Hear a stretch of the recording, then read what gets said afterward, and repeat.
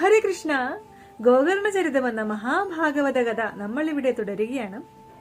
ആത്മദേവൻ പോയതിനു ശേഷം അദ്ദേഹത്തിന്റെ ഭാര്യയായ ദുന്ദുലിക്ക് പിന്നീട് അനുഭവിക്കേണ്ടി വന്നത് വളരെ കഠിനമായ പീഡനങ്ങളായിരുന്നു.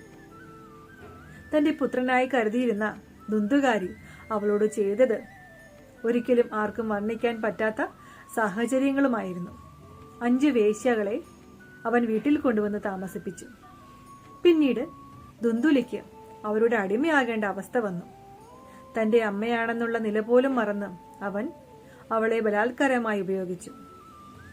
തന്റെ വീട്ടിലുള്ള സ്വത്തെല്ലാം നശിപ്പിച്ചു. ഒടുവിൽ അവന്റെ പീഡനങ്ങൾ സഹിക്കവയ്യാതെ ദുന്ദുലി അവരുടെ കിണറ്റിൽ ചാടി ആത്മഹത്യ ചെയ്തു. ആത്മദേവൻ കൊണ്ടുവന്ന ആ മാമ്പഴം ഭക്ഷിക്കുകയായിരുന്നെങ്കിൽ ദുന്ദുലിക്ക് ഗോകർണനെ പോലെയുള്ള സൽക്കർമ്മിയായ ഒരു പുത്രൻ ജനിച്ചേനെ. പക്ഷേ അവൾക്ക് അവളുടെ സൗന്ദര്യമായിരുന്നു വലുത്. അതുകൊണ്ട് ഗർഭധാരണം അവൾ ചെയ്തില്ല. അതിനുള്ള കർമ്മഫലവും അവൾക്ക് ലഭിച്ചു. അപ്പോൾ എല്ലാവർക്കും ഹരേ കൃഷ്ണ.